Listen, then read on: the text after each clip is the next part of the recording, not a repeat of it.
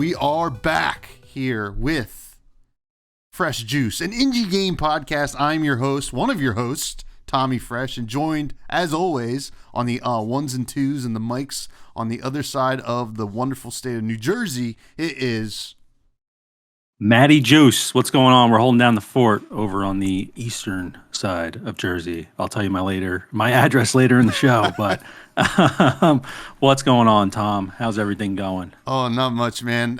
We just got back from a trip yesterday. I am mostly recovered. It was a good time. We went to our buddy Cam's bachelor party, Louisville, Kentucky. You know, didn't know what to expect with Louisville, to be honest. And I will say, I was thoroughly impressed with that state and the city. The city mostly. We didn't see a lot of Kentucky in general. Obviously, we didn't go to like Appalachia. Didn't see like a lot of banjo picking or anything like that, which would have been kind of cool too. But Yeah. it was a good time, and I had maybe too much of a good time. Maybe the last night, which was a mistake, but you live and you learn. But how are you doing, buddy? I'm doing good. Yeah. It was a great time. I like you said, I didn't really know what to expect from Kentucky. You got those pictures in your head of what you kind of think of when you think of Kentucky, and it wasn't that. I mean, yeah, I kind of forgot it was, Louisville's a big, or Louisville, whatever, however you say it, is a big college town. So yeah, it was great. I mean, the alcohol is super cheap too there, which I did not know about, so that was awesome. But yeah, just having a recovery day here. Figured, obviously talking about indie games is a great way to recover, right? So. Absolutely. But no, overall I had a great time, and it was a long drive, but we made it, and looking forward to the next one, whenever that might be. Yeah, well, You know? actually, you know what? I think I could take a break from bachelor parties for a bit, to be honest. But it would be cool to go back to Kentucky at some point. And it was a lot of fun, and you don't need to hear our drinking stories on this indie game podcast, because guess what? We have another game to review, a smaller game, to be honest, that we actually played while we were out at that party this weekend. It's called Pizza Possum. We're going to get to it in a bit, but we want to, hit the news first. I see here in the show notes, Matt, that you threw in an article here about Philip Stollenmeyer is a Yes. yeah. What's Oh no, going on here? yeah. So I was just kind of looking for some cool indie news, and this one just popped out. And it's a guy I've never heard of. So apologies if any of the listeners have already heard of this guy. Apparently he's made a lot of mobile games before, but it's this guy Philip Stollenmeyer. He's a talented and innovative game developer who's making some of the most fun and unique mobile games on the market. So really the big thing with him is that he started. He's from Germany. He started, as you might be able to guess. He started at 12 years old, actually, making these mobile games, and his games are really interesting. So I downloaded a few of them. I've only played one of them. It's called the Game. I think it's probably his most well-known game, and it was free on the Google Play Store. I assume it's free on the App Store as well. I'm honestly not really sure how he's making money, because all the games that I looked at of his are free. So, and I didn't see any ads in there, but essentially all Bacon is, and it has a fantastic trailer. Definitely recommend watching it. It's like a minute long. We'll put it in the show description, but essentially all it is the left side of your phone screen is like a frying pan, and they drop a piece of bacon in there, and then whatever's on the right side, you need to try to flip that piece of bacon onto whatever it is. So like it started out with like I think it was like a burger, and then it went to like pancakes, and it just kind of goes through all these random things. It has like politicians in there that you're putting bacon on, like all this random stuff. And it's honestly just a great like time killer. So a lot of his games are kind of like that. They're very simple. He's got some word-based games, so if you're into like word puzzles, things like that, definitely check it out. But yeah, I had never heard of this guy, and I've never heard of these games, but apparently he has just made a slew of just like really top tier mobile games to just kill time. And he's an indie dev. He's doing this all pretty much by himself. I think most of the games you're just using like one, kind of a one tap sort of action here, which is great. Obviously, you don't need to get too complicated with it. So yeah, I definitely want to check out some more of his games. But I just thought this article was pretty cool, and his games just seem super simple. Like I love mobile games when they're just really easy to understand. They're great for killing time, whether you're waiting at the dentist or waiting in the Starbucks line, whatever it is. You just want to kill a little bit of time. It seems like these games are pretty great. And yeah, so I believe he has 17 games that are currently on the App Store right now. So this guy's been pumping them out, and it looks like he's kind of hitting his stride here, especially with the bacon game. So have you heard of this guy, Tom, or any of these games? From the article. I have not, but I'm looking at it right now, and I haven't played any of them, but I gotta say, it looks a lot of fun. I love the names of these games. Hmm. So obviously, Bacon the game, you got Pancake the game, you got Burger the game. He actually looks like I did play one of his games at one point. I didn't even realize. One's called OK with a question mark. Okay. I think it's Compile It, CMPLT. Vertical, Super Type, 1 meter, Sticky Terms, and it seems like he just kind of gets what mobile's all about. We're in the age now where mobile games can be like super complex and pretty wild, right? In terms of like all the things you can do and all the different features.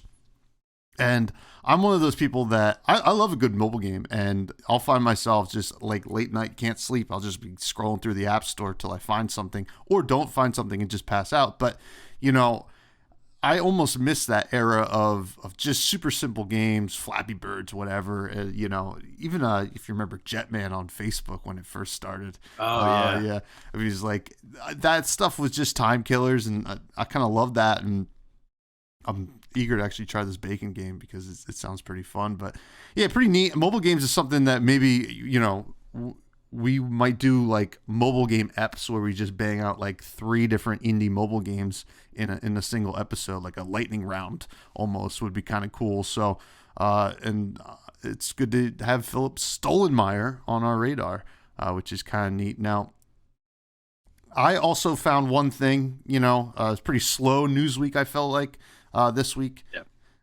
But there was an announcement trailer for a game called Dungeons of Hindenburg, I believe it is. I can't even pronounce it. What's wrong with me? It looks like this kind of action RPG. They call it an Alpine action RPG. So it feels very Zelda-y, right? It's like a 3D game, but it has that art style from like Sable, if you remember that game from a couple years ago, Yeah. which was just a beautiful game. This one seems to have that same art style, but kind of expanding on the complexity and actual story and like combat. And basically, you're this girl who's running around like the Alps, and you have to go into dungeons. You have to like skateboard on ski lift like things. It almost has that vibe of like Sonic Adventure Battle 2, where you gotta do the skateboard and grinding thing. And it looked very cool. I love that art style. It's coming in 2024, and it is something that I hope that we get a chance to review because it looks like right up my alley. And oftentimes these games can fall a little flat, if it's not executed correctly. But this one did look like it had a lot of promise, and I believe it's going to be on PC and Xbox. So very interested to see how that goes. Did you get a chance to watch the trailer? Yeah, I was. I did watch it a bit before, and I was just watching it while you were talking there. But yeah, no, it looks amazing. And honestly, it kind of has like Borderlands sort of almost graphic, like comic booky kind of Mm-hmm. graphics, which is really cool. And yeah, at first when I was looking at this, just because we were just talking about mobile games, they were showing that snowboarding or what you were just mentioning from like Sonic Adventure 2. So I was figuring it was like a temple run sort of game because I was just thinking of mobile games. But no, this looks fantastic, and I'm kind of surprised. This reveal trailer, at least on this channel, was posted like almost 2 weeks ago, and I haven't heard anything about this game. So yeah, it looks pretty promising. Like you said, hopefully it doesn't fall flat. But I think that the art style right out of the gate looks great, and the gameplay seems simple enough where like they're not going to try to overcomplicate it. I really just I love. I'm just looking at like the zip lining and kind of all those. It seems like there's a lot of kind of transportation sort of levels, right, where you're snowboarding, zip lining, whatever it might be. It just looks super satisfying. So yeah, definitely looking forward to this. But I have not heard of this before, so definitely a good find there. Yeah, the just like the when I was looking through the indie game website, kind of like news website, I just saw like the, I guess, title card of the game, and I was like, that seems kind of cool. And I see the word dungeon, I'm already kind of in, right? Yeah, Whether it's a same dungeon here. crawler or like a Zelda game that has like dungeons and bosses and stuff like that. So I had to like check it out immediately because I love that art style. I mean, Sable was Yep. such a like a calm experience. I wish Sable ended up having more of the combat that this seems to have. So yeah, that's Dungeons of Hinterberg. Is that how you pronounce it? Hinterberg. Dungeons of Hinterberg. We'll put that in the show notes. But Yeah. it looks pretty sweet. But you know what time it is, Matt? I think it's time to wrap the show up. No, No, you it's are. not. I think it's time, Maddie, for the main squeeze, which is now, what we're going to be calling the review of the game of the week, which this week is Pizza Possum. So, do you want to It's give us a little? awesome. Do you want to see like if there's some kind of synopsis for this game? It's a very very interesting, simple game, I would say. But do you have some kind of way to wrap this up? Not wrap it up. Yeah. You know what I mean? Elevator Yeah, no, pitch. definitely. Elevator pitching it. No, absolutely. So it's funny you actually bring up Sable too. I was going to get into this, but this is actually from the same publisher as Sable, Oh, really? Pizza Possum, Well, as oh, well as West of Dead, if you're familiar oh with that. yeah. And I believe the other game, Call of the Sea, which is I played that. It was like a puzzle sort of game. Hmm. But yeah, Pizza Possum essentially it's a up to two-player co-op game where you're playing as two possums that are trying to steal food in these various different levels. It's kind of a top-down view, and you have dogs and different animals that are chasing you throughout the level. So your goal is to try to eat as much food as possible and unlock the next door, the next gate, in order to get to progress through the level. So it's available on PC, Switch, Xbox, PlayStation 5, anywhere you want to find it. I believe it's $7 on all those platforms as well. So it's still, a very relatively cheap game. And you pick up items as well while you're going through. So there's smoke bombs, little blockades you can drop down, things like that, whistles, things like that that you can kind of scare the dogs away with.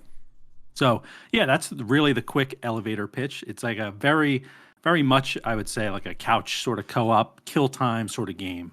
But yeah, that's it. So um, how did you feel? I guess we'll hop into the gameplay, Tommy Fresh. We can talk about that and see what you thought. Yeah. So we played it on the Switch because I Yep. brought my Switch to Kentucky and we just played co-op, right? I played a little bit of one player when I first downloaded it, just for a hot second. I was like, you know what? Let's see what the co-op experience is first, see if it's any different. It's very much the same. The goals are the same. The only difference is if you get caught by these dogs, which they're like cops. They're like little bulldogs with old timey police hats on. And in the single player game, if you get caught, you're just caught. In co-op, if you get caught, they start carrying you away, and if your co-op partner was not also caught at the same time, they can go save you. And yeah, so the gameplay is pretty simple. You can hide in bushes. You run around. You're trying to get X amount of food to open a key or get a key to be able to open up the next part of the level. The idea of the game is to get to the top. Like it's almost like a mountain, right? Like a villa that you're like trying to climb up to the top of the villa where there is one big pizza, right? And the goal of the game is to go get to the top of the pizza. There's like some kind of mouse thingy sitting there, or there's like a cat, I forget, that's sitting there in a throne or in a throne, wearing a crown, and basically it's like, you can't have my pizza. Well, and we're like, oh, okay, no, we can. But that being said, the gameplay is fun. It's very interesting. It reminds me of the hecticness of like Overcooked, Yes. Yeah. or I don't know if I forget, it's Moving In or Moving Out or something like Moving that. out. Moving Out, Yeah. which is that's another like hectic kind of co-op game as well. So it's very much in the vein of that. Now, the difference between those games and this game, I think, is those games have like these kind of almost puzzle objectives. This is just action and go nuts and try to just avoid. It's basically like you're playing tag in a way, Yeah. right? Like you're trying not to get tagged, and it's fun. It's certainly fun. It was fun playing with you because you kind of had to like. Eventually, you start off, you're just like, we're just going to run around. We're just going to try to open up everything and like, whatever, we'll just figure it out. But eventually we kind of like, all right, there's got to be some strategy to this, because we get towards the end of the level and it would just be impossible, right? Like if you just like run around and try to just eat the food and get to the pizza. So there is, I wouldn't say depth, but like there is a certain amount of like, okay, you got to figure out what's the best way to use the items. Because there's certain items that are good for one thing and other items that are better for other things. But really, as you progress, you unlock more items, and it felt like the items just almost at some point we got to the point where we would unlock an item that was so much better than the other items that was the only item you wanted, right? Yeah. Which is Definitely. whatever. Like that's like I think that's fine, but I think I would have enjoyed maybe almost having like an arsenal of the items rather than just having to switch out the items. Yeah. Because when you pick up an item and you already have the other one, you drop the other one. And it kind of was a tough balance, but it's a creative decision. But the gameplay for me, it was fun. It was good. We put in like, I don't know, like 2 hours or something like that, just kind of playing the game and just getting a feel for it. And I don't think there's a whole lot of content beyond that. Like we could have kept playing just to try to unlock some more items or whatever, but that was pretty much it. It felt almost like a mobile game in a way, and at the price point, I think it kind of was. But the gameplay was fun, but like certainly not something that I think is something that you could really spend more than the amount of time that we spent playing. Right, I think you can revisit it for sure. It's like what's going on? It's a rainy day. I don't know. Let's play a couple rounds of Pizza Possum or something like that. But that's where I was with the gameplay. But what about you, Matty? Yeah. Actually, before I kind of get into my impressions, because I only played co-op, so I'm curious. Did you find the co-op experience better than the solo experience with the game? Just because it kind of is so kind of shallow gameplay. Yeah, the single player was like fine. I think it certainly the difficulty is a little bit lower because if it was the same, it would be brutal. But I think the kind of, hey, like, oh no, like the dog caught me, you got to go save me, like that was the more fun thing. I think single player would be fine. It like is fine, but like I think it really shines in the co-op space. Yeah.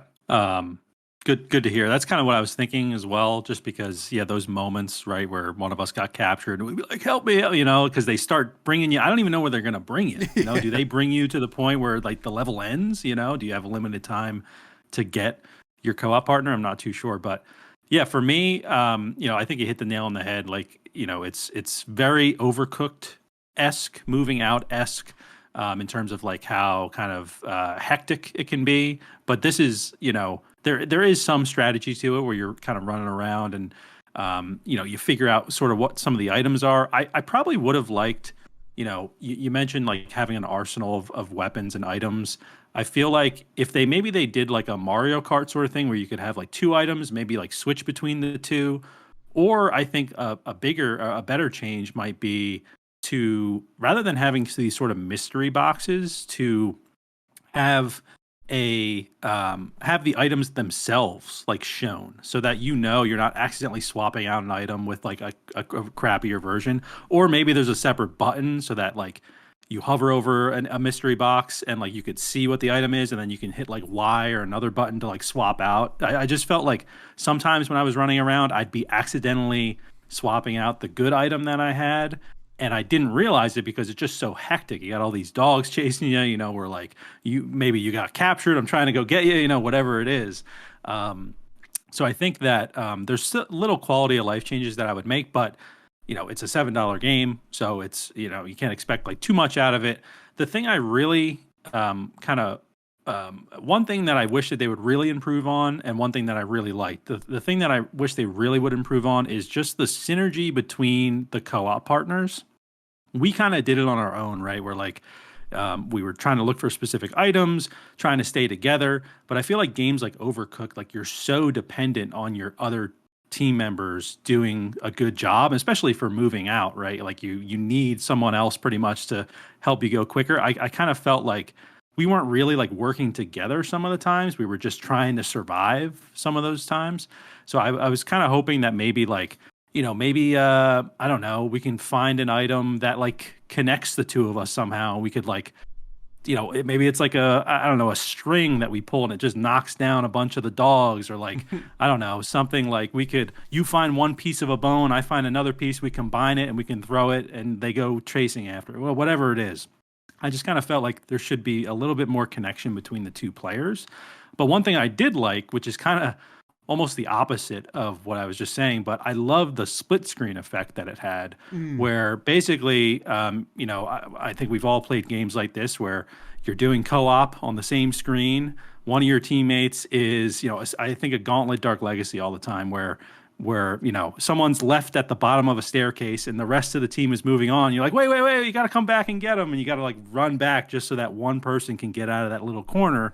This game does it a lot better, where once you two are kind of in your own section of the game and you're no longer in that same view, it has that split screen effect in the middle, and it kind of just turns into two separate games in a way, where like I can run as far as I want, to any part of the map, and you can run to any part of the map as well, and we're not being kind of held up by our own, our co-op partners like decisions and where they want to explore. So I thought that was really cool. I did not, I haven't really experienced that in too many games, but granted, I'm not playing like split screen a lot. Usually it's just like online play. But I thought that that was a really cool sort of gameplay element that they added in that just relieves a lot of the stress. It's already stressful enough trying to run around and trying to make sure that those dogs don't get you. And just, I just thought the split screen effect was like perfect for a game like that. And I would like to see it introduced in maybe other games of that similar kind of vibe. But overall, I thought the gameplay was fine. It's worth the price. But I think that it is, like you mentioned, there's not a lot of depth there. It's a pretty shallow sort of game, very basic, good for killing time, but the gameplay is not too in depth. So yeah, that's about it. Yeah, and that's a great point about the split screen stuff, because right, like back in the like GameCube days or whatever, when we'd be playing a lot more couch games, that would have been so good, like in Oh my so God. many games. And Yeah. it actually is something that like this game brought to the table that I don't think I've really seen a lot of. I know that like it exists, but the seamlessness of it was very nice, I think. And but next is the story. I think I kind of explained the story already earlier, but basically, Yep. you are a possum, or if you're playing co-op, you are a possum and a raccoon, and you are on this island villa of just cops, I guess, with a lot of food laying Oh, around. cops. Yeah, dog cops, and then like a mouse cat king thing that is protecting this pizza.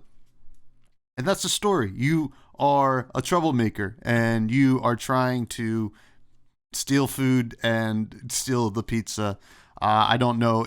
I don't know if you're necessarily a good guy or necessarily a bad guy, but you are some kind of anti-hero, I guess, in a way. You're just trying to be mischievous, and that is really it. So this is two weeks in a row where I felt like the story was not really there. This did Yeah. not really call for a story. I will say that. It's just like, hey, go steal some food and waste some time. So I can't really fault it for that. And I don't think, and unlike Cocoon last week, I wasn't like, oh man, I wish they would, give us like a backstory here. I didn't care, right? Yeah. I'm just hanging out with a bud and just playing this game. I don't really, yeah, no cutscenes, please. Like this game does not need it. So, to really sum up the story, I think that's it. I don't think there was much to it, and I don't think it really needed it.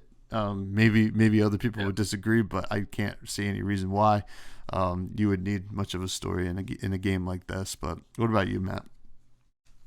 Yeah, no, I think yeah, exactly kind of what you said. The gameplay is the story, right? Where you're just possums or raccoon and possum stealing food, dogs are chasing you.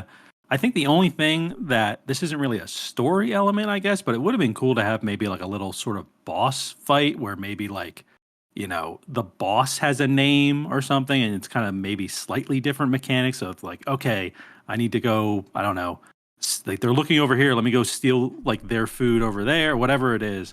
That's not really story elements, but at least you'd be like, oh, okay, like I hate this boss, or whatever it is. Typically, like in Souls games, things like that don't really have a ton of story to it that's told to you. People are always saying like, oh, I hate this boss, I hate that boss, or like this boss was easy. Like I feel like in this game, I mean, it is a $7 game, but it would have been cool to just maybe have a named character, I guess, in the game somewhere. Um, so you could kind of maybe start putting a little bit more pieces together. But yeah, I don't think the goal of the game was to have any sort of story to it. Hopefully, I'm sure eventually we'll have a great game right on here with a great story, right? But Yeah. yeah, these first two apps we got here, not story games, but more, it's more about the gameplay with these games. So yeah, if you're looking for story, it's definitely not the one for you. Yeah, certainly not. Yeah, I'm even just looking just to double check. I mean, I think it was just like the names were just the pizza possum and the blue raccoon. Maybe I think that was just it. But yeah, hey, it is exactly what it is there. But next is visuals. Now, Yeah, I did actually enjoy the visuals on this game. Felt it matched the vibe, right? Very bright, very vibrant. It the way your characters moved made a lot of sense. It was not anything crazy. It felt very Lego gamey, if that makes mm, sense. Not as blocky, obviously, but that was the vibe I was getting, as well as those overcooked and moving out vibes as well. It yeah, was kind of like that, like bounce run that like animals do in video games, and yeah, that was that was cool. And I kind of like that the way the actual island looked. It looked nice. The only thing I yeah, really wish is, and maybe we didn't get to it, but maybe I would have liked the island to change. Like it seemed procedurally generated for each time you go up, I guess, in a way. Not maybe procedure, but change every single time you make it to the top. It'll be a little bit different. But I would have liked maybe this time it's nighttime, but I don't think oh we yeah, got to that point. If there was that point, so I would be willing. But even in like the screenshots and stuff like that, I'm not really seeing anything that would indicate that at all. So I would have, to be honest, liked it to change more than it did. As yeah, good as it looked, and but that's pretty it. I mean, it's this is very much this is the face value of this game. This is just what it is. Don't expect much. But there are some things I think could have been done, and one of the things is, hey, give us some variety in each time that you're doing this, rather than yeah, not just getting new items to help you beat it. I wanna climb a Halloween castle or yeah, something like that. and try to get the pizza at the top of that. I think that could have been something that people could, or they could have done, right? Like, you beat this island. Let's go to the next island. This one looks like a desert or something like that. It's just like classic Yeah. video game trope stuff. But I think it could have been a nice touch. So that's where I have the most complaints with the visuals. I like them, but it's a lot of the same. And we kind of talked last week about Cocoon, how awesome it was to be in the different Marvel worlds, whatever, and how unique they felt. I think that is something that you can do with a game like this, and not sure the budget or anything like that, but it would have been something that I would have liked to have seen. That's for sure.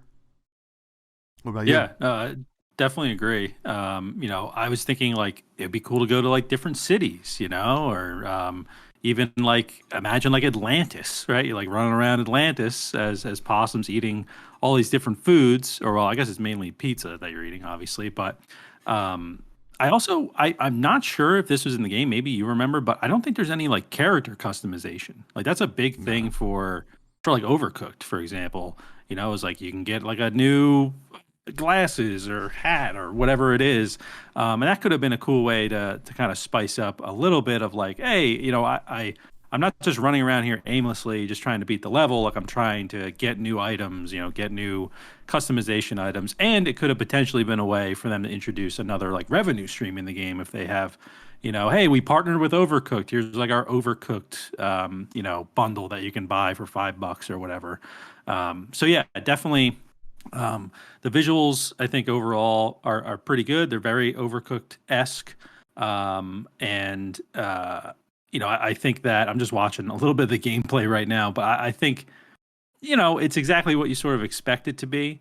Now, one thing that I wish maybe it is in the game, but we just didn't get to it. But I would imagine that we would have at that point. And this is maybe more on the gameplay side, but like we weren't playing possum ever. Like, why were we not? Maybe Oh, there was like something you could do, like maybe if you stand still for 3 seconds, you like fall on the ground and the dogs just walk past you or whatever. Like yeah. why were we never playing possum in the game about possums? But that's less on the visual side, right? But that could have been also a good visual element, though, is like both of us kind of laying down and having an entire like horde of dogs just walk past us. It could have just been pretty funny to see. So something like that would have been nice, but. Yeah, I think overall it's a very fun vibe. I've seen some people mention that they play it with their kids. A parent and a kid are playing. It seems like it's definitely sort of one of those types of games. But overall, I actually think that the visuals might be one of the better parts of the game. Probably, maybe even the best part of the game would be the visuals. I thought all the food items and things like that were really easy to see and really easy to pick up. They weren't blending in too much with the environment. You could easily see like the large pizzas and all that sort of stuff and fruit and all that. But yeah, I thought the visuals overall were pretty strong, but there could have been probably a little bit more there to entice us. But yeah, but I definitely, I think it's exactly what you would kind of expect it to be going into a game like this. But I know we're covering sound and music next, and I know when we played this game, there was a lot going on in the place that we were playing it. So I actually went back and listened to the sound and music after the fact because I didn't really get a lot of it when we were playing it. But I would love to know kind of what are you thinking on that front? I know you're a very musical person, so I'm curious to see what your thoughts are. So it was interesting for me. Nothing really stood out, but maybe that's a good thing. I'm not entirely sure because I didn't get a chance to go back and listen, right? And you're Okay. right. Like, we were in a house full of, bros, just kind of having a good time. So like when we were playing, it was, I guess, just like a little bit hectic in there, but so was the game. Yeah. It was good. Like I like it kind of had, maybe that's where I'm getting the Lego gamey vibes. Like kind of when you're like picking up the food and stuff like that, kind of had that kind of, like you're plucking things, if that Yeah. makes sense. I think it was fine. It was nothing. I'm like, whoa! I mean, this game has the best soundtrack I've ever heard. It was Yeah. more like this is about where I would expect it to be.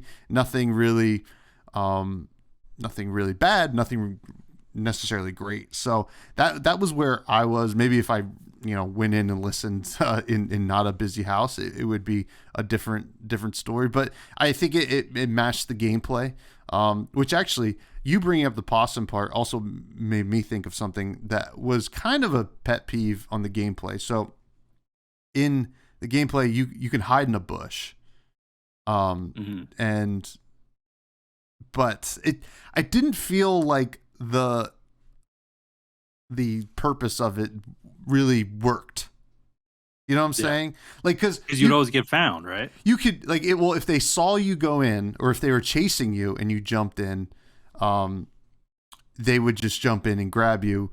The one nice thing about it, I guess, is you can run in and then run out, and they'll run in and run out, and you get a little bit of space in between you and the cop chasing you. So there was that, but it never felt like, oh, let me hide in this bush and let things calm down. It never felt like that was. It never really gave any actual stealth vibes, if that makes sense. Yeah. So I just wanted to, you bring up the possum thing, jogged my memory on that. But as far as the sound and music, it sounded all right. And I think it was totally serviceable. Nothing to write home about, but certainly not bad in any stretch of the imagination. What are your thoughts? Especially since you got to listen again. Yeah, you just actually the thing that you mentioned about the bushes kind of made me think of something else as well. Is it would have been cool to have, this is a separate from the music, but similar to how like the vents work in Among Us, like that would have been cool to have in the game, right? You're a possum, like maybe you fit through a pipe and then you can gain some space, from the dogs, things like that. Could have definitely been cool. But yeah, as far as like the sound and the music, when I went back and listened, it's a lot of like drums and horns. It kind of gave me a little bit of like Donkey Kong vibes in a way, but the music isn't really happening, I would say, like the whole time. Like there's definitely parts where, and this could be because like you're not where the game wants you to be. You kind of maybe went back and you're trying to, get extra food or whatever, and you would just kind of hear the sound effects from the player. So it would be like eating food or like using items, whatever it might be.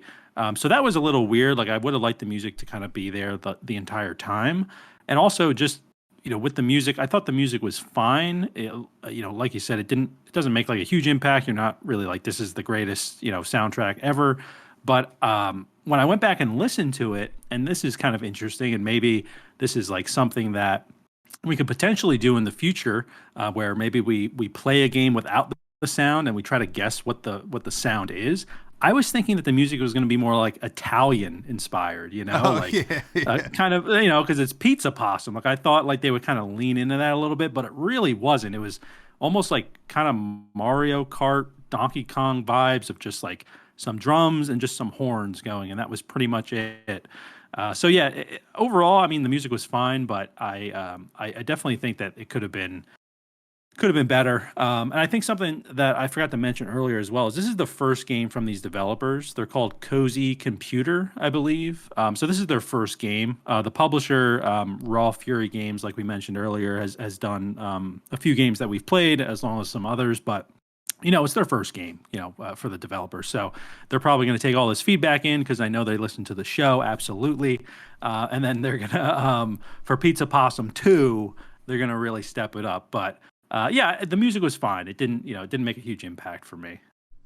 Yeah, and we got to cut him some slack for his game. It is certainly a great first game, I would say. Oh, for sure. So, I guess like you say Mario Kart and Donkey Kong. Maybe it's just the Super Mario Sunshine soundtrack. I was half waiting for Professor Egad to like drop a flood machine for me. Oh my god, yeah. That'd be cool if that's like the last item you unlock. But no. And we usually talk a little bit about performance. I don't think there's really much to say here. We played on the Switch. I think it played fine. I don't recall actually any issues. If it plays well on the Switch, it plays well on everything else, pretty much. So didn't have any issues. Yeah, definitely, it ran well. All right. So, do you want to give your rating, or you want me to give mine? I went first last week. Let's hear you this week, Tom. All right, Let's see. sounds good. So, for a reminder for the listeners here, the juice heads, the juicers, the freshkies, whatever you want to call yourself. The ratings from best to worst are certified fresh juice. These are your amazing games, your game of the year candidates. A steal. These are your just good games. Like you're happy to buy it at full price, and you just want to play these games, and you'll put a decent amount of hours. There is the get on sale tier, which is kind of your games that like wait till the Steam summer sale or a Switch Nintendo sale on indie games or a Humble bundle or whatever. Then there's the manager's special. These you don't necessarily really want if it was very, very on sale. Like sometimes you see things for like 50 cents. So, yeah, why not? Pick it up. It's just maybe just good to have. And who knows? Like it's one of those ones like wait and see. Maybe they update it and all of a sudden it's like a way better game. And then finally, your worst tier is spoiled milk. We would not recommend these games to anyone. Do not spend money. Do not even pick it up for free. Do not give those games your time. My rating for Pizza Possum is get on sale. Now, I think that $7 for this is a pretty affordable and makes sense price. And like to get into the weeds a bit, I think maybe a $5 game it almost feels a little bit better. Yeah. But that being said, I think the game is good, but very, very bare bones. You're not really getting a lot of content. Sure, if the goal is to get all three of the cat things like crowns, and that's pretty much where the buck stops. At least from what we could tell from what we played. But that being said, I think it is a good time. Play it co-op. I would not personally recommend it as a single player game, but just because co-op was just a lot of fun. I actually think like you and your buddy just sit down and kind of jam this game for an hour or two, like trying to kill some time. I think it's a totally a good option for that. I think this is a good game to wait on like a sale, right? Like and then grab it and play it with a friend or a partner or something like that. I definitely didn't hate this game, but there are just some things that I think could have been added and maybe some mechanics worked out, but certainly something that if you're looking for an hour or two of fun for a pretty decent price, I think this is a nice little option once it goes on sale. What about you, Matthew? Yeah, I'm right there with you. I gave it a get on sale rating. I don't think the game has a ton of like replayability. I think that it's one of those things, right, where you just pick it up and just kind of kill time with it. I think $7. The reason I didn't give it like a steal is because I think $7 is exactly kind of it is what it is. You're only spending $7. This is what the game is. It kind of matches up pretty well for that. But I do think that. Like you mentioned, it's better to play it co-op, so might as well wait for a sale. You and your buddy pick it up for cheap. And I even think, I'm kind of wondering why did this game not come out on mobile? Like, I just feel like you could charge maybe $2 for this game on mobile, include some microtransactions, maybe for some cosmetic stuff for your possums, and then you could play maybe with a buddy, maybe probably not online or anything like that, but you could easily play with a buddy and you just take out your phones and play some Pizza Possum. I just feel like it almost feels like the game is more of a mobile game than anything else, or a Switch game, I guess you could say, because that's technically mobile in a way. But I just feel like you want to get it on sale. It's a good game. It's a good first game for the developers, but I don't really think that it's worth paying $7 and then having your buddy spend another $7 to play a game for an hour or two. I really think that if you could pick this game up for like you mentioned, $5 is probably like the max I would go. If it's on sale for 5% off or 10% off, and it's not it's not below $5, I probably still wouldn't pick it up. But if it was 5 or less, I would consider it, as long as I had a buddy of mine that also wanted to pick it up. So. I think overall, just get it on sale. It's definitely a good game for the devs, a good first game. It's well made, like we said, we didn't have any performance issues, so not knocking it for any of that. But just in terms of the content of the game, I just don't feel like it's worth any more than that. So yeah, definitely pick it up on sale though. Yeah, worth saying. I don't know if it has online capability. I think it's only local, so it's not like you and your buddy have to pay $7. So, Oh, true. Yeah, you're right. It does only have split screen. I'm seeing here. yeah. But Yeah, that being said, I mean, we both agree. Get it on sale and then play with a friend, a partner, a buddy, and yeah, you'll have a decent amount of time for an hour or two. And if you want to put it in perspective, sometimes people pay five, six, seven, eight, nine, $10, sometimes more for a beer. And one beer for some people it's not even enough, and you don't even get to have that much fun sometimes. So, just putting in perspective.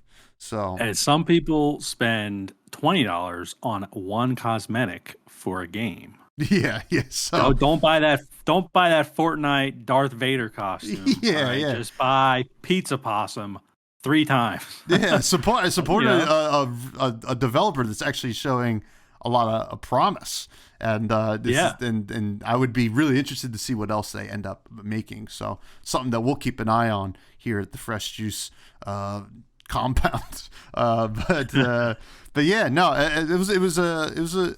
I think it's good to kind of cover these kinds of games. I think that they probably don't get as much press, and obviously we're a huge media mogul here. So it's good to kind of throw them a little love and Throwing them a bone. throwing them a bone over here. Yeah, Dogs. dogs. But hey, we do have some listener questions here from our wonderful listeners. So the best ways that you can submit a listener question is you can email the show at freshjuicepod at gmail.com. You can leave a comment at the YouTube. I believe you can, if you're listening on Spotify, sometimes you can send questions because we use Spotify's hosting. So if you're listening on Spotify, I believe you can send a question there as well. So the first one comes from rcarp11, who asks, do you find that the difficulty for indie games is easier, harder, or no real difference? Good question. You want me to take that one? Take it. All right. I honestly think that there's not really like a blanket, it's indie games are easier, harder, no difference. I actually think when they are harder, it's usually the point of the game in a way, right? Like a Souls-like, right? It's like meant to be difficult, or it just doesn't run well. Like it's not a good game, so that's why it's hard. Mm-hmm. So I would just say, I guess overall, no difference really between like the AAA games. There's games that are easier, there's games that are harder. I would say that I feel like indie devs typically maybe lean more on the easier side, just from a dev standpoint, because it makes your game more accessible to everybody. But I wouldn't say that like all indie games are a lot of indie games are easier than a counterpart in the AAA space. So I'd probably say there's not really a big difference between indie games and non-indie games, and that's just because we've gotten to a point, right, where like indie games some of them are they're basically AAA games. Like I would just say Cocoon. Like you probably couldn't tell the difference between if Ubisoft made Cocoon and between like Annapurna, making Cocoon. And Annapurna is a big studio as well. But I just think indie games have just reached a point now where the good ones are really, really good, and they have accessibility options. They have different difficulties that you can likely set for a lot of these different indie games. But then I think of like games that are meant to be hard, maybe like a game like Dead Cells, right? Where like you're supposed to kind of die over and over again in order to progress through the game. So, I don't really knock it for that. I don't think it's harder because, it's hard because I can't do it. It's just hard because that's the way the game is. Everyone has trouble with Dead Cells at a certain point, I would imagine, and other like Souls likes things like that. So yeah, I would just say overall, long-winded answer, but probably no big difference between indie games and AAA, at least from my perspective. But curious to know, what are you thinking, Tom? Well, you're wrong. No, I think that I'm the same. Like, there's no real difference. Now, I do have an opinion on games in general, when it kind of relates to this, because there are games that are like hard, so hard that they feel impossible. I think truly great games, even when they're super hard, give you the keys as any kind of player to be able to beat it, right? Like sure, maybe it'll take some work, right? Maybe it's an RPG where you got to grind a little bit more. You gotta like it's a really hard Pokemon game where it's like you gotta like your first gym is like super hard. You gotta find the right Pokemon or whatever, or Yeah. or like even Elden Ring. So like that was my first Souls kind of game that I played, and it was hard, but it definitely conditioned you to get better, if that makes Yeah. sense, and allowed you to kind of work on things so that you can beat the things that you're having an issue with. I think a great indie game to think about in this regard is Celeste. Mm. Super difficult platformer in a way, but certainly beatable, and it kind of gave you the tools to do so. So I think that's the big thing there for me in terms of difficulty with games. Is it's okay to have a super hard game, right? It's okay to have a super Yeah. easy game, but if you're going to be really hard, you got to give the tools to your players. I don't think, I think some people, and I learned this a lot. I used to stream a little bit of Mario Maker. Some people just want you to lose, They right? want to watch the world They burn. want to watch the Yeah. world burn, but those people should not become game developers. They should just only make the Hanzo, that Super Mario Maker levels. So I would say, yeah, that's my answer for it. It's like the answer to the actual question is no difference, but to kind of give it some context to what I think makes a good hard game, that has nothing to do with who's making it, but how they make it. So yeah. But the next question comes from Yep. MF 98170, who asks, is there a particular art style that hasn't been popularized in games that you'd like to see? For example, Cuphead.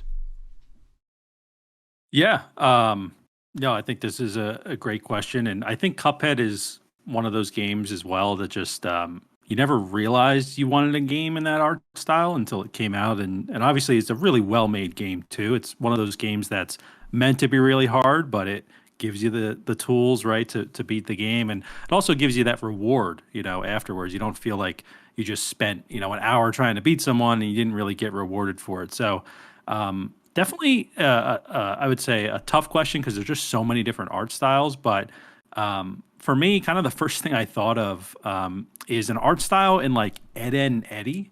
So Ed, Edd and Eddy uses. I just learned this in college too. I don't know why I always remember it, but it's called squiggle vision, I believe, where essentially what they're doing is and if you watch Ed, Edd and Eddy, you'll kind of see like the outlines of the characters are sort of always moving Mm-hmm. because I believe it's like every frame they're basically redrawing those characters, so it's slightly different as you're kind of going through the show. So I thought maybe that would be cool. Maybe not in the exact kind of Ed and Eddy's a very like brightly colored sort of show, but I like the idea of maybe using like like squiggle vision in a game where it kind of just seems even if you're standing still, you're still there's still some movement there. Now I know games probably have done that, but I know this one's asking about like Cuphead clearly popularized that art style in gaming, even if there were other games that were in that same art style. So I would love to see kind of like a squiggle vision sort of game that gets popular. I don't know what genre of game that might be. I know obviously like roguelites and Metroidvanias and stuff like that are pretty popular in indie games right now and pretty saturated, I would say overall. So maybe it would be something outside of that. But I think that that squiggle vision would be pretty cool to see. But yeah, I'm not too sure about a genre. But what are you thinking for this one in terms of art style? So, I think Cuphead brings up a great point, at least for me, to think about the answer to this question, and that is when I saw Cuphead, I was like, I didn't even realize that you could do that with like a video game, and like I don't know Yeah. why I didn't realize that you could do that, but like obviously they're doing 3D models and stuff like that on all these different games and like pixel art and whatever, but why not just straight up animated like drawings, right? Or Yeah. I don't know, I'm not exactly sure how Cuphead did it, but that's what they emulated. And No, they did. They actually did draw every single thing out in Cuphead, which which is is makes it even better, right? awesome because you don't even get that with Yeah. animated movies anymore, really. Yeah. Like, which is so cool. Now, um one of my favorite genres of animated movie, and I'm not even that big of an animated movie guy anymore, but I still to this day have such a soft spot for claymation, right? Like really well done Oh, claymation. If there was some kind of Cuphead equivalent of a claymation animated video game, I would lose. You know what I actually think? Like I think you could do almost any genre with it, but like a Mortal Kombat or like a fighter, right? yeah. Just the kind of like finishing moves you could do with a claymation model seems awesome, and that is something I'd really like to see. I don't know if it's been done, but if somebody out there, if you're listening, we know you are, wants to do that, I think you do it. So push it Yeah, to the limit. that's I think that's a great point. I used to watch like Knox's Corner, I think it was on YouTube, and they had like the claymation videos, and like I kind of forgot like how big like a part of my childhood that was. Like so much I rewatched them actually like a month or two ago, and there were just so many things that I forgot that like we quoted all the time that were from those claymation videos. So yeah, I think claymation's a great call. Um it would, I'm just thinking of like all of like, you could turn into a puddle, you could do anything, right? It's just Yeah. clay. So no, I think that's a great call, and that would be so cool to see, especially like I would love that in like a like Elden Ring, but it's claymation kind of thing. Like Mm-hmm. that could be really cool, kind of that third person sort of look. And yeah, I think even like a game like I don't know, some sort of platformer could be really cool with it. You could do some cool animation with that. But yeah, I'm gonna right after this call, I'm probably gonna look up claymation games and just see what's out there, because maybe there's a gem out there that we haven't found yet, We or will an review upcoming it. game. Yeah, exactly. That's a definitely a good call there. Yeah, I mean, I imagine it would have a great reception. I mean, we're right now in the point now where everybody just rewatches Nightmare Before Christmas. Like Yeah, people, it hits with a lot of people that style of movie, and like, and I understand that probably something at the scale of Elden Ring probably wouldn't even be able to. I mean, it would take years, like years and yeah. years and years. Like there's a claymation movie that just came out or like a year or two ago called Mad God, and I believe that was like 15 years in the making. So like Oh my god. claymation is a lot, but obviously if you can blend the elements of claymation with your traditional 3D modeling animation in video games, I think it could work. I don't know. I'm not a developer, but I am a talking head, so listen to me. But yeah, that's gonna do it for the show. We do have one final segment here, Maddie. It is the Rec Room, where we're gonna recommend something. And Yeah. what are you gonna recommend this week? So what I'm going to recommend is actually it's a song that um, that you showed me actually that I've Yeah, just had on repeat all day today. it's So so good. it is so good. It's called "So Incredible" by Denzel Curry. I have not even listened to the rest of the album yet, but I'm sure I should, and I'm sure that in itself is a good recommendation. But I've listened to I've listened to some Denzel Curry, like I've seen him on TikTok and things like that, and I've had his songs pop up in some of my recommended stuff on Spotify. But this one is definitely like the best one I've heard from him. Great song, got a great beat to it. It's like a very I don't know if it's necessarily like old school, but it kind of has almost like that feel of just like DMX, just kind of like coming at you. Mm-hmm. And it's just like kind of a song that just hypes you up in a way. Like I could see myself listening to this on like the way to like flag football or something, just trying to get like amped up a little bit.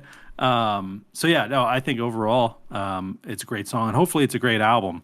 I have to listen to it, but that's my recommendation for today is just that song, just because I've had it on repeat, and I know we've been in Kentucky, so I haven't had a lot of stuff to kind of experience to recommend, but definitely the that song from Denzel Curry recommended. But Tom, what do you got on your plate? Well, I will say that album is great, and you should check out the whole album. But Great. it's a concept album, so a lot of it feels a lot like that. But that is like the like track that like is just so good. And he's just an excellent rapper. He brings that kind of dynamic. Like you mentioned DMX. Like at one point, it's kind of like has the chill vibe, and then he kind of like gets into the aggressive DMX Busta Rhymes kind of like just like whoa, like where'd that come from? So definitely really good. But my recommendation is some music on a different spectrum of hip hop and rap, but it's a band called the Red Clay Strays. They are kind of like this rootsy, almost like southern. It's like kind of like rootsy band meets Kings of Leon in a way, like some like country influences and maybe some bluesy influences. But they did a live kind of performance thing for a YouTube channel called Western AF, and if you just go watch the song them perform "Don't Care." It was like I saw a clip of it on TikTok and immediately went to YouTube and watched it, and I was like, oh my god, this is a band that I want to listen to, and I've listened to a lot of their stuff ever since then. So that's the Red Clay Strays, and I would recommend them. They've been kind of on repeat for me. So, but yeah, let's get do it. I like it. I was checking out their site too. It seems like they're from South Alabama, Mobile, Alabama. Yeah. So, pretty cool. Yeah, I'll definitely check them out. And I know we're wrapping up the show, but you mentioned like you saw them on TikTok. I find a lot of new music just through TikTok, and it could just be like a 15-second clip, right? Where I'm like, that sounded really good, and I go listen to it. But there's always that time where you hear the 15-second clip, and that's the best part of the song. You get to the song, it's like a 5-minute song, and it takes like 3 minutes to just get to that 15-second clip. But anyway, I'll definitely check out the Red Clay Strays. That's how I found out about the Denzel Curry song. It popped up on TikTok. I was like, wow, this clip sounds good. Let's see if the rest of the song is. And it was. So there you go. Every once in a while. But hey, you all can continue to find me on Twitter at FreshBudsPod. You can find the show at FreshJuicePod, pretty much on all socials, Twitter, YouTube, TikTok, Friendster. And you can check out my other podcast, Fresh and Buds, if you're interested in the indie trading card game. And that's it for me. We'll see you next week. Yeah, if you guys want to connect with me at all, I'm at Matty Gorm on all the socials pretty much. And going to be posting a bit more on the Fresh Juice Pod Twitter. We got to get that going. So I'm thinking of some ideas of how to get that going. So if you're interested in that, that's a great place to submit listener questions as well. Who knows? Maybe we'll even run some giveaways, things like that on the Fresh Juice Pod Twitter. So definitely follow us over there. But Tom, was another good one in the books here. So in the books, I'm excited for next week. What do we have for next week too, game wise? I know we like to tease it at the end here. Bit. I'm already blanking on the name. It's not Call of that you mentioned Call of the Sea on the show already. Pale Beyond. Pale Beyond. A little bit different. This is a little bit less of a platformer, more of like a point and click, I think. So should be interesting. Yep. It's a little bit different for both of us. So I'll be interested to kind of hear your opinions and form my own as well. So thank you all. Stay fresh, stay juiced, be good. Goodbye. See ya.